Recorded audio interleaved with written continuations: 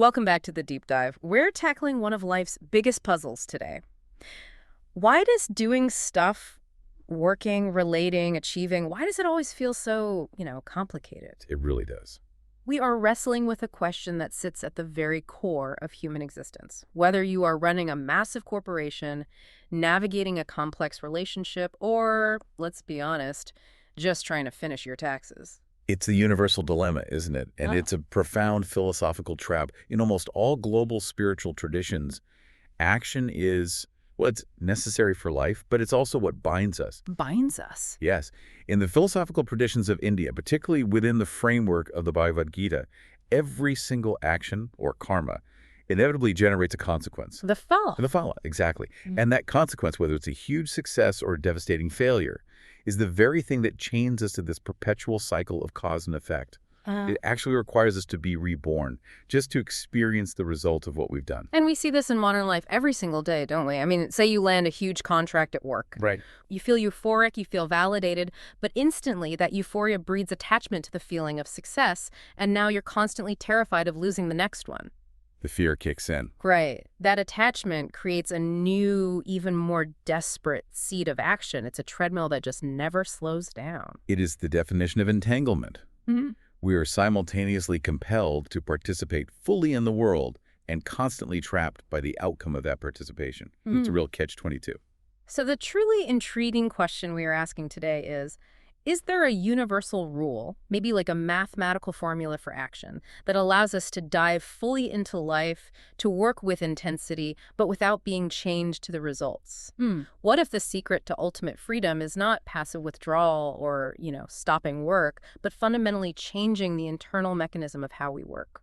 The Bhagavad Gita offers an answer that is both radical and, I think, highly pragmatic. Yeah. It addresses this precise dilemma directly through the doctrine of karma yoga. The discipline of action. The discipline dedicated to achieving spiritual union through action.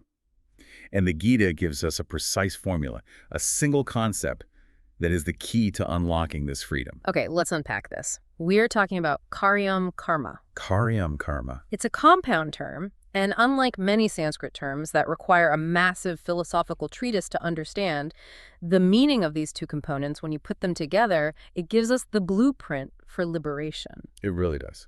We start with karma, which, as we noted, just means action, work, or deed. But the modifier, karyam, that is the critical piece that shifts the meaning entirely. Right, and I want to make sure we don't get stuck in technical jargon here. Per the listener's request, we don't need the whole Sanskrit grammar lesson, but we definitely need the weight of the word. Absolutely. The weight is everything. Think of karyam not just as duty, but as something legally or even metaphysically binding. Okay. It translates directly as it is my duty, or more forcefully, it must be done. It signifies an inescapable obligation that stands outside of personal choice or desire. It is action that is due. So when we put them together, Karyam Karma is defined as obligatory action.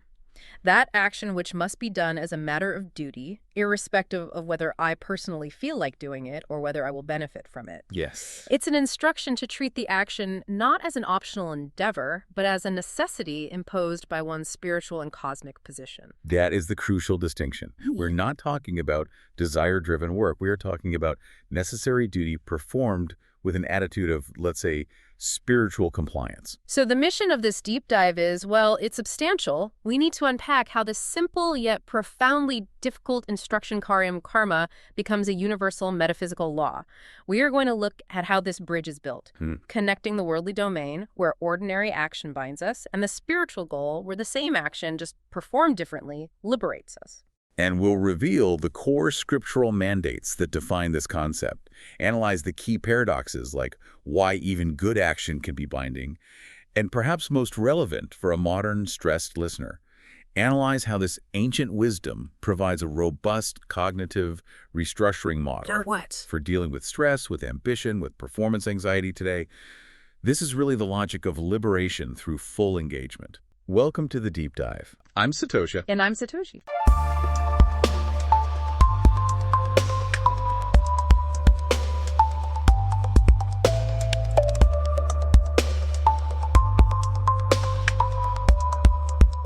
Okay, Okay, let's get into it. The stage for this entire discussion, as you know, is set right on the cusp of a great battle. The battlefield of Kurukshetra. We have Arjuna, the great warrior, faced with this overwhelming moral crisis. He has to fight his own kin. His response is to try and find a spiritual shortcut, withdrawal. He wants out. He wants to throw down his bow, sit down, and just cease fighting. He attempts what the Gita calls Akarma, or cessation of effort. And Lord Krishna's response to this, attempted with his false renunciation, it's immediate, it's forceful, and it's deeply philosophical. Arjuna is seeking moksha, liberation, through inaction, but Krishna basically says, you can't quit.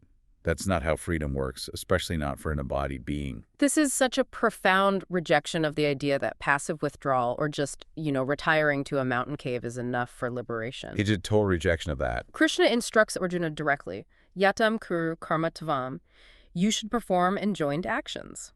He establishes the foundational principle of karma yoga. Action is superior to non-action. The reason for this is dual. First, there's the pragmatic reason. Even if Arjuna tried to achieve cessation, he couldn't. Why not? The physical body itself requires continuous action, just for basic maintenance breathing, circulating blood, eating, sleeping. Krishna points out that even the sheer maintenance of the physical body, this biological machine, cannot be accomplished without constant work or karma. So the constitution of the human being just demands continuous activity. But if I'm forced to act, how can I ever achieve freedom? This is where the metaphysical constraint comes in, isn't it? The reason why we are compelled to act constantly. Yes, the internal mechanisms of material nature itself, the three gunas. Three gunas. Exactly. This is the foundational reason why inaction is fundamentally impossible for a soul encased in material existence. The gunas sattva, goodness, rajas, passion, and tamas, ignorance or inertia, are like these three threads that weave the fabric of the material world and our own mind. And they're always active. They're always active, constantly driving consciousness in different ways. Let's elaborate on this crucial point, because I feel like if listeners understand the gunas, they understand the root cause of their current stress. I think so too. Sattva is the quality of clarity, balance, and purity. Actions driven by sattva are altruistic and calm, but even they can bind us if we become attached to the pride of being good or knowledgeable. Then you have tamas, which is inertia, dullness, carelessness. Actions driven by tamas are destructive, delusional, and, pretty easy to spot. But the real driver of the modern world and the main constraint for the spiritual aspirant, that has to be rajas. Absolutely. Rajas is the quality of passion, drive, and intense activity. It is the engine of desire, of ambition, of intense attachment. So it's what drives us. It's what makes the entrepreneur start a company, the politician seek power, and the athlete train relentlessly. The qualities born of material nature, particularly rajas, constantly compel all beings to act, often even against their own rational wishes.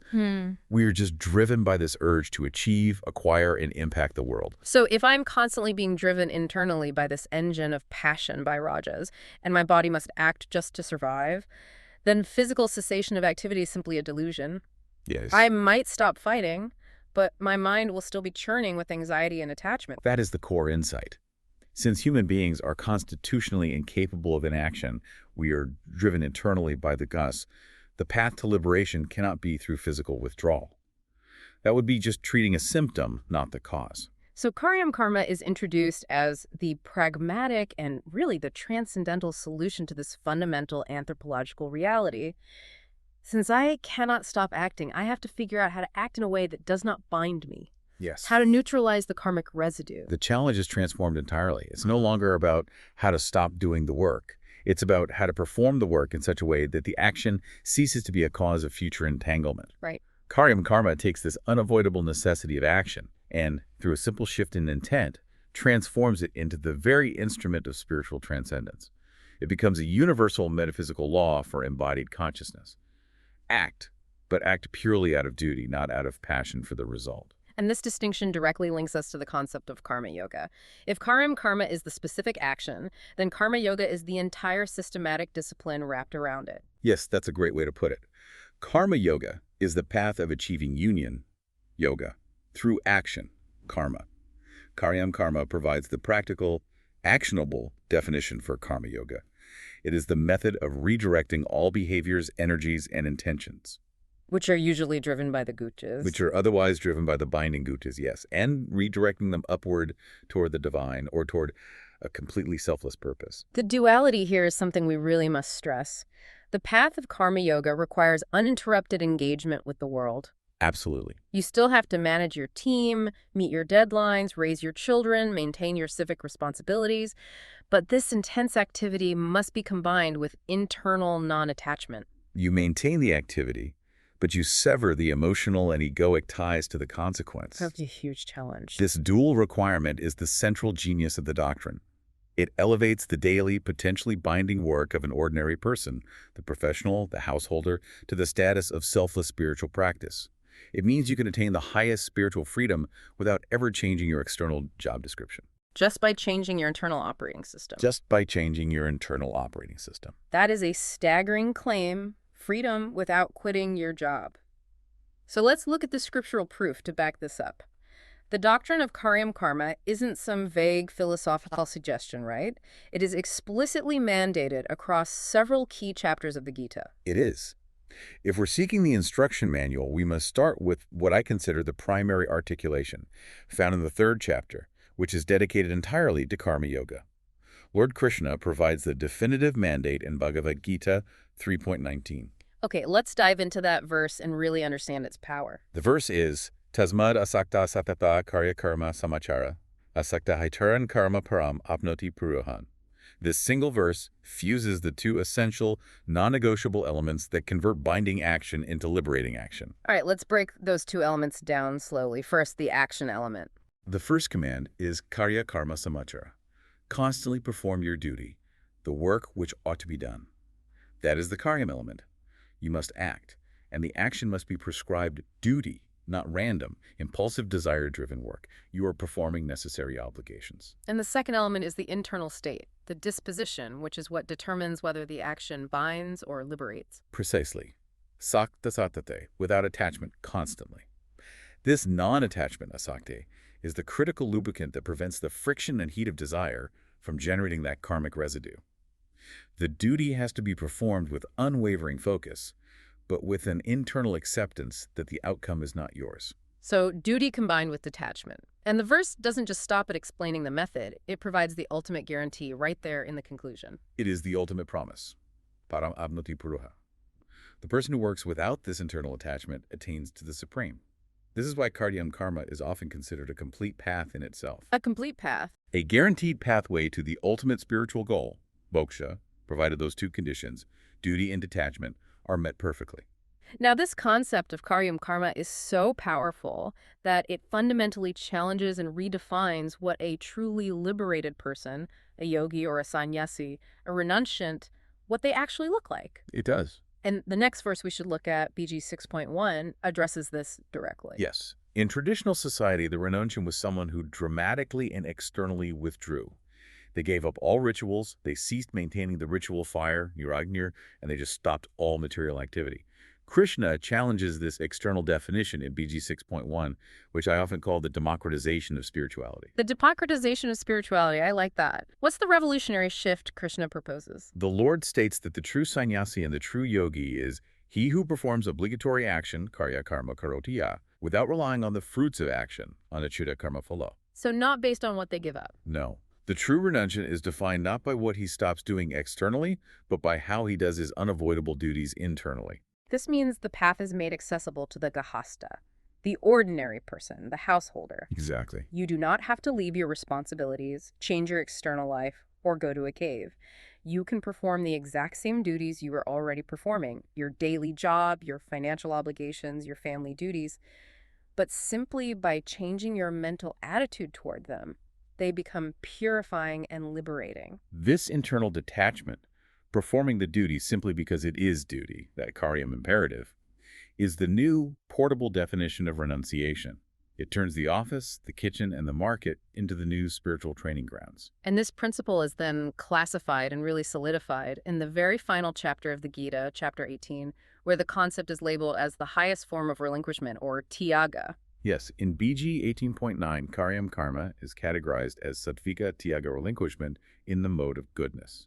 This represents the apex of spiritual discipline within the action framework. The definition is so elegant and precise. Prescribed duty, which is performed just because it ought to be done, Karyam Karma, Yeah. while consciously abandoning attachment to rewards, Sangam Tukta Phalam Kaiva. So it strips away all selfish motivation. You're doing it purely because the duty is a moral or cosmic necessity, not because you expect praise or a bonus or even salvation. It rises above actions rooted in passion, in rajas, which are performed intensely but with distress over the results, and above actions rooted in ignorance, tamas, which are performed carelessly or under delusion. Sattvika Tyaga is the purified, highest form of action, demanding the most internal discipline. Now we have to connect Karyam Karma to the concept of sacrifice, or yajna. The Gita teaches that the majority of actions performed by humans actually bind the world to more action, Yes. leading to this mutual entanglement. That is the rule stated in BG 3.9. All actions performed, aside from those undertaken for the purpose of yajna, bind the world, creating karma bandhana. Lord Krishna therefore insists that action must be performed for the satisfaction of a higher purpose, completely free from personal attachment. So Karyam Karma is the prescriptive, practical mechanism for yajna, that karma action performed for the sake of sacrifice. Precisely. It means that the action is not being done for personal or egoic gain, but is offered either to the Supreme Lord directly or to the maintenance of the universal order, the Loka Samgraha. So by adopting the stance of offering the duty as a sacrifice. By doing that, the action becomes transcendental. It transcends the dual reactions of pious, good work, and impious, evil work, allowing the actor to stand free from the binding consequences of both. It's the spiritualization of labor. To synthesize this section then, Karyam Karma requires two fused elements. It must be an obligation, and it must be done with non-attachment. This transformation is what guarantees the attainment of the Supreme. It's a beautifully concise, yet complete system built on just these few verses. To truly appreciate the liberative power of Karyam Karma, we need to place it on, let's say, the action spectrum. We must clearly distinguish between the actions that bind and those that purify by understanding the categories of duties. Okay, let's start with the duties that are actually considered karyam, the ones that are enjoined and must be performed. These are often referred to collectively as niyatam karma. Right. Niyatam karma is traditionally broken down into two essential categories. First, we have nitya karma. Nitya karma.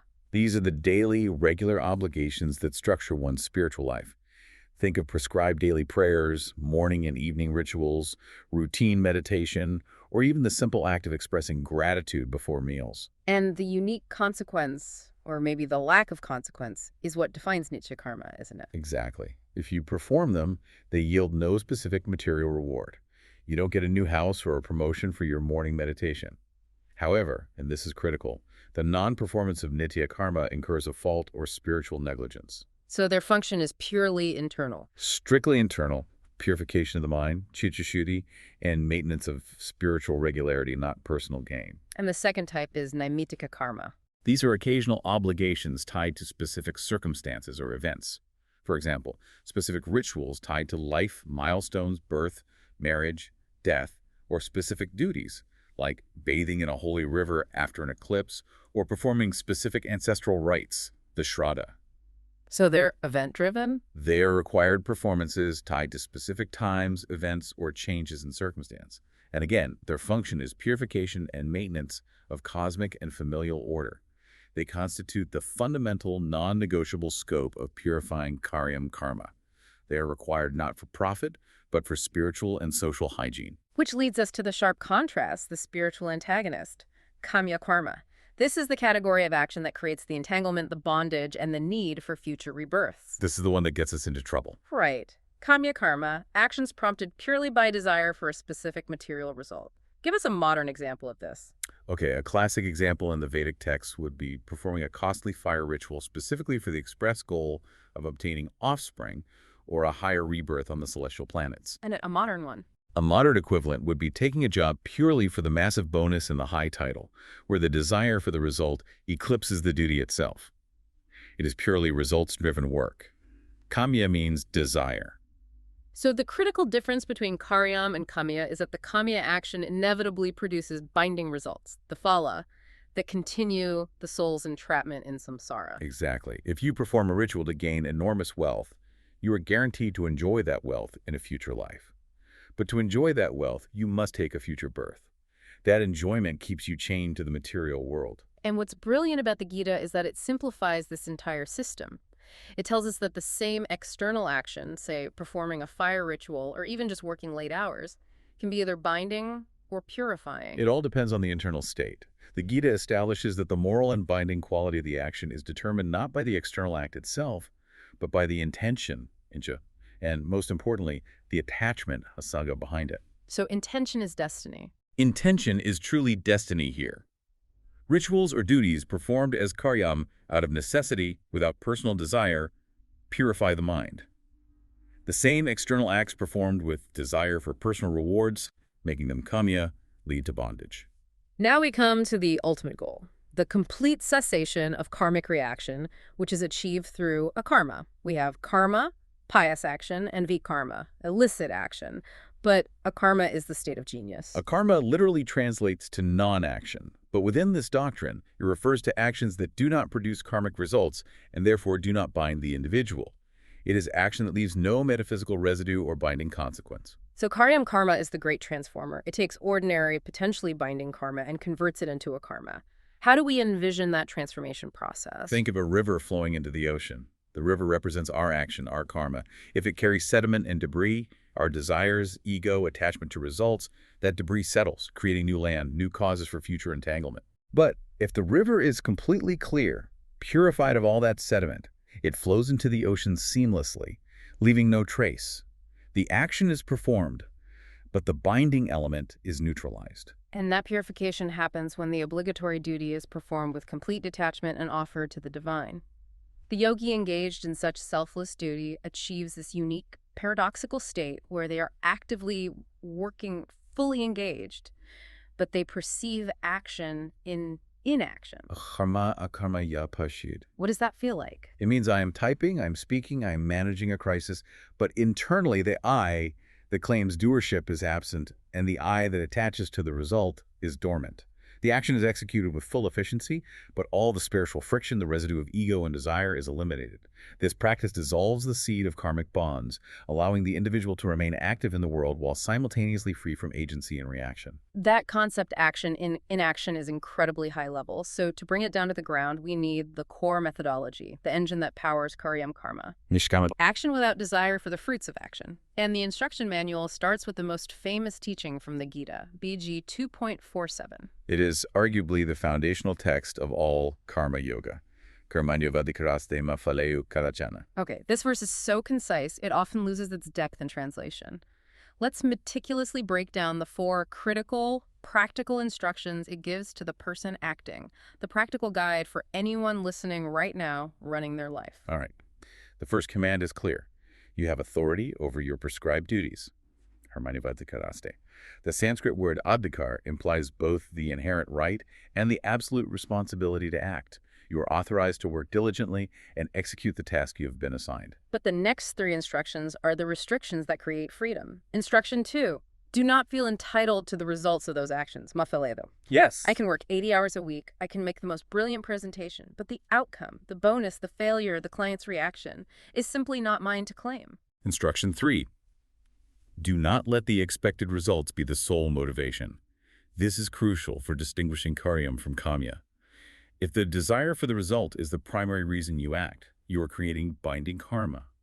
The duty must be performed because it ought to be done, because it's karyam, not because of what it might reward you. And the final instruction is the safeguard against the very temptation Arjuna succumbed to. Do not be attached to inaction. Mati sago stivya katame. Even if the work seems pointless, frustrating, or beneath you, you must not withdraw. The obligation to act remains. The rationale for this restriction is so profoundly logical and based in reality. Your sphere of authority extends only to the flawless execution of the duty, the karyam. The outcome, the phala, is governed by factors entirely beyond your control. Like what? Environmental variables, the actions of others, the unpredictable influence of accumulated past karma, and ultimately divine will. To be attached to the result is to attach yourself to something you never truly controlled in the first place. It is an exercise in futility. It's an exercise in humility and realism. My job is to execute with excellence and sincerity. The universe's job is to determine the final consequence. That unwavering sincerity in the present task is the definition of asakta, or non-attachment, in practice. And we need to clarify that non-attachment does not mean carelessness or indifference. Right. Quite the opposite. Because you are not worried about the result, your focus is entirely concentrated on the quality of the action itself. It demands the highest standard of performance possible in the present moment. So the practice of asakta requires focusing all mental energy on the task at hand, which in turn fosters emotional balance or equanimity, regardless of success or failure. But let me introduce the common modern objection here, acting as the audience proxy. Go ahead. If I worked all night on this project and it failed, am I really expected to feel nothing? That is the ultimate test of the yogi. You are not expected to be robotic, but you are expected to maintain equanimity. You mourn the failure of the process if you made an error, but you do not suffer over the failure of the outcome. Because you never claimed ownership of the outcome in the first place. That mental posture, phalataiga, the relinquishment of the results of action, is the defining feature that prevents new karmic bondage from being generated. It anchors your peace in the present action. But there is an even deeper philosophical requirement in Karyam Karma that goes beyond just giving up the desire for the result. This is where it gets truly metaphysical, doesn't it? The subtle renunciation of doership itself, the karta. This is the pinnacle of the path. True Nishkama Karma demands relinquishing the egoic belief, I am the doer, karta. Because here's the profound paradox. Even if a person performs desireless action Nishkama Karma, meaning they don't want the bonus or the fame, Okay. if they still retain the egoic belief, I, the individual self, am the one doing this duty, they will still bind merit karma or punya. Wait, merit karma, that's good karma. Why is good karma still a problem? Isn't that what we're aiming for? Because the liberation promised by the Gita is freedom from all karmic binding, good or bad, pleasure or pain. If you accumulate positive merit, punya, through selfless action, the universe still owes you the reward of that merit. And to get that reward. To experience that reward, say a long, prosperous life in heaven or an excellent future rebirth, you still necessitate a future birth. You are still bound to the cycle of samsara. The chain might be made of gold instead of iron, but it is still a chain preventing ultimate freedom. That is the ultimate spiritual roadblock. So to truly become free, the Kāryam Karma practitioner must surrender not only the outcome, but the claim of being the agent who created the outcome. The ultimate solution is the complete surrender of doership. The core attitude requires acting with the thought that the material energies, the guchas, are the ones acting, or even more simply, God is the doer. The practitioner is instructed to offer the results of all actions, and crucially even the mistakes, to the divine. This transforms duty into pure devotion, or bhakti. The action is not mine, the result is not mine. The process is simply a function being performed through me for the purpose of sustaining the cosmos. Exactly. When you completely dissolve the seed of the ego, the action ceases to generate binding consequence. The spiritualization of action is complete, ensuring that the performance of Kāryam Karma leads directly, infallibly, to a karma. This discipline requires extraordinary internal rigor. So what's the reward? What does the person get immediately and ultimately for performing Kāryam Karma so rigorously? There are two grand categories of benefit. The indispensable internal result, which prepares the ground, and the ultimate external attainment, which is the final destination. Let's start with the immediate one. The immediate and indispensable result is the purification of consciousness, or Chitta Shuddhi. Chitta Shuddhi. This is where the Advaita perspective, particularly that of Adi Shankaracharya, grounds the entire practice. He views Kāryam Karma not as the final goal, but as the essential preparation, the necessary prerequisite. That's right. Shankaracharya maintains that when one performs obligatory duties without attachment and desire for results, the internal organ, the chitta, becomes pure, calm, and tranquil. This purification is not the end goal, but it is the prerequisite without which liberation is impossible. And why is a tranquil mind so absolutely essential for spiritual freedom? Because the goal of moksha, or liberation, is achieved through jnana self-knowledge. If the mind is turbulent, driven by constant desire, rajas, or obsessed with future results, it cannot achieve the subtle, steady focus required to contemplate the true nature of the self, the Atman. It's like trying to see your reflection in a violently churning lake. Exactly. The image is completely distorted. So Kāryam Karma is the process of quieting the mind through external engagement. It prepares the seeker for the liberating knowledge of reality. It's the necessary ladder that allows them to climb to the platform of jnana yoga. So that's the immediate internal purification. But the Gita also promises the ultimate attainment param of Nati, the supreme. Recapping BG 3.19, the verse explicitly states that the person who performs action without attachment, attains param. What does param mean for the devotional schools? For the devotional schools, like the Vaishnavas, this param signifies moksha, or liberation, and eternal communion with the Supreme Lord Krishna or Vishnu. They view action performed as worship, as a direct pathway, a complete yoga to the divine. So it's not just a preparation. No. You perform Vedic ordinances as duty, offer the results to the Supreme Lord, and thereby achieve the ultimate benefit of liberation from the material cycle. So on one hand, we have purification for knowledge, and on the other, devotion for attainment. But the purpose extends far beyond individual salvation. This is that crucial concept of the cosmic imperative, lokasamgraha. Lokasamgraha, the maintenance of universal order and social cohesion. It is the most selfless aspect of Karyam Karma. The question is, why must the fully enlightened person, having achieved a karma, continue to act? The concern, as you mentioned, is chaos. If highly realized beings simply retired and ceased all action upon realizing the self, the world would lose its moral framework and spiritual guidance. Society would descend into a state where everyone only acts for personal, selfish desire, pure Kāryam Karma. Lord Krishna himself exemplifies this universal responsibility. He states, in what is a truly breathtaking revelation, outside your imeloka na Kāryam Karma chid aham. These worlds would perish if I did not perform action. It is the Supreme Being declaring the necessity of setting the ideal example. Even the Supreme, who has nothing left to gain or achieve, continues to perform prescribed duties perfectly. He acts to maintain the integrity and necessity of the path of action, and crucially, to prevent the ensuing chaos and confusion, or sankarasha. The enlightened must continue acting selflessly to exemplify the path for others and to maintain the stability of creation. So lokasangraha resolves the tension between worldly engagement, pravritti, and personal withdrawal, nivritti. You don't retreat from the world for freedom, you dive into your duties, purified by detachment, to sustain the world and show others the way. The practice of Kāryam Karma thus serves this magnificent dual function: internal purification for the self, allowing for transcendence, and essential stability for the cosmos. It's a spiritual technology for personal transcendence that simultaneously ensures global order. Now we enter the deeper analytical waters that our advanced listeners love. The core doctrine of Kāryam Karma is universally accepted as mandatory, but its ultimate power is subject to intense debate among the great Vedantic commentators, the Acharyas. It is. This historical disagreement hinges on whether Kāryam Karma is merely a preparatory step or if it's directly salvific. I mean, does it lead directly to liberation? This is a pivotal theological disagreement that forces us to look beyond the surface level of the Gita's promises. The debate centers on how they interpret the final result, the phala promised by Krishna, that attainment of the Supreme. Okay, let's start with Adi Shankaracharya, the towering exponent of Advaita Vedanta, the philosophy of non-dualism. We've established his view that Kāryam Karma is instrumental. For Shankaracharya, Kāryam Karma is absolutely mandatory, a moral discipline performed Kāryam ityeva because it ought to be done. But its function is meticulously limited to one goal: Chitta Shuddhi, the purification of the mind. And why does Shankara limit the power of action? Because, in Advaita, bondage is caused by avidya, ignorance of the true, non-dual nature of the self.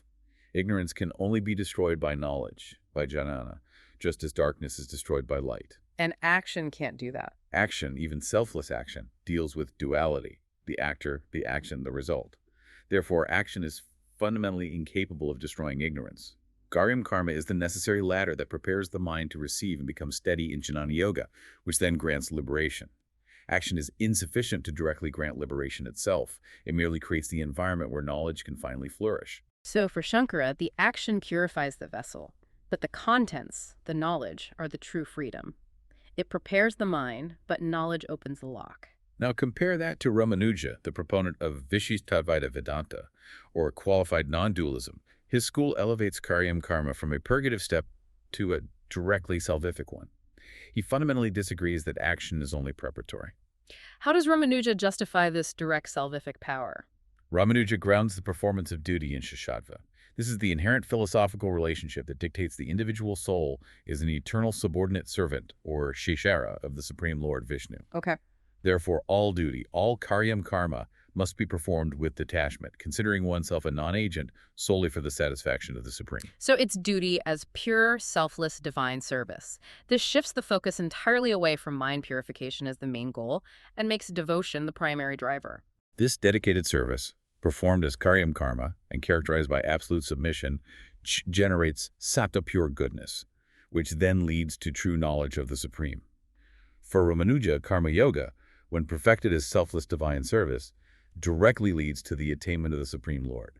It becomes the full and complete yoga in itself. So he takes that promise, paramamiti puru us. He uses that promise, attaining the Supreme, to argue that action can lead directly to the highest result, provided the intention is pure service to God. For the Vishishtadvaitins, the action, purified by devotion, is enough to carry the soul to the Supreme. It is a fully competent path. And then we have Madhvacharya. Absolutely. Moving to Madhvacharya, the proponent of strict dualism or Dvaita Vedanta, the emphasis shifts even more heavily onto bhakti, devotion, and grace. What's the Madhva view on Karyam Karma? How does he fit duty into his system of radical dualism? For Madhvacharya, action performed as Karyam is a necessary spiritual rite, but it must be characterized by complete surrender, profound affection, and constant attachment. But attachment to the Supreme Lord, not to the worldly results. So you forsake all desires except the desire to serve. Exactly. Forsaking all desires except the desire to perform selfless actions for the welfare of others and the Supreme. This view anchors liberation entirely in divine grace, prasada. The action itself cannot liberate. Only God's grace can. So how do you get that grace? Liberation is not achieved through intellectual knowledge alone, nor through action alone, but only through divine grace, which is earned by the worshipful performance of duty. This grace is earned by performing prescribed Vedic activities, the Kāryam Karma, with the explicit intent of offering them to the Supreme Lord, demonstrating devotion. The action purifies the consciousness, earns the necessary grace, and leads to eternal communion. The fascinating takeaway from these Acharya commentaries is that while the definition of the action is fixed obligatory duty without attachment to worldly fruits, the philosophical efficacy is interpreted vastly differently. Yes. Is it a preparatory tool for knowledge, like for Shankara? Is it a direct salvific path of service for Ramanuja? Or is it the necessary worshipful practice that earns divine grace for Madhva? All agree it is necessary, and they collectively affirm its power to transcend the binding nature of ordinary karma. This just illustrates the immense depth embedded in this single concept. This ancient wisdom feels so intensely relevant today. We live in a world defined by stress metrics, performance reviews, outcome obsession. Constant pressure. If Karyam Karma is the antidote, we need to translate these concepts for the modern professional, the modern householder. Let's start with Svadharma. The Gita defines it as duty based on intrinsic nature or social position. How do we apply that now? In the Gita's time, Svadharma was duty based on one's varna, their class or nature, like Arjuna's duty as a warrior, a Kshatriya. In contemporary life, we translate this to fulfilling duties aligned with our innate abilities, skills, and current role. So if I am a financial analyst, my Svadharma is the analysis of market data with integrity and accuracy. If I'm a parent, it's raising my children with patience and guidance. It's embracing the ethical imperative of my existing duties. It is recognizing that the most powerful duties are those that already exist and are tied to your skills. The ethical imperative is to embrace these existing duties with integrity, recognizing that every action, when performed correctly and selflessly, contributes to societal well-being, that lokasamagraha we discussed. And the modern professional, the grahasta or householder, is precisely the target audience for Karyam Karma. We are suffering from what the Gita would diagnose as outcome obsession. Oh, completely. The attachment to titles, promotions, fame, and wealth. This attachment is the root of burnout and stress. And Karma Yoga provides a robust spiritual solution. When applied to professional life, Karyam Karma offers 3 practical, actionable steps for the modern yogi. Okay, step 1. Step 1. Focus exclusively on task execution with excellence. You must perform your duties with full, diligent attention, realizing that the quality of the effort is the only thing within your control. You can't control if the client buys the product. But you can control the quality of the sales pitch. Non-attachment does not mean low quality. It demands the highest quality effort possible in the present moment because the action itself is your offering. Okay, step 2. Framework as service, not solely personal gain. Shift the internal narrative. Every task, even the most tedious one, must be viewed through the lens of service. How does this spreadsheet help my team succeed? How does this task contribute to the greater good of the community or the organization? That's a big shift. Treating work as service rather than solely a means of personal acquisition releases the ego's demand for validation. And step 3. Maintain perfect emotional balance regardless of external outcomes. This is the hardest psychological shift, I think. It is the ultimate test of the doctrine in real time. Whether you receive the promotion you deserved, the competitor undercuts your deal, or you face unfair criticism, the yogi maintains equanimity or samatvam. By concentrating fully on the duty, the karyam, and relinquishing anxiety over future results, the phalataiga, the individual, drastically reduces stress and finds inner peace while remaining fully engaged. This really sounds like a cognitive restructuring model that combats modern anxiety. It takes the focus away from uncontrollable future anxieties and grounds you entirely in the present, actionable moment. Consider a surgeon performing a complex operation. The surgeon's karyam is to execute the procedure flawlessly. They must operate with intense concentration and skill excellence. They cannot be attached to the patient's ultimate recovery, the phala. Which is influenced by so many other factors. Exactly. The patient's health, post-op care, nature's will. If they attach to the outcome, the stress and fear of failure could compromise the current action. By performing the duty perfectly, detached from the result, they maximize the chances of a good outcome while preserving their own internal peace. Or a CEO facing a massive market failure. They have to perform their karyam, lead the company, make difficult cuts because it is their unavoidable duty.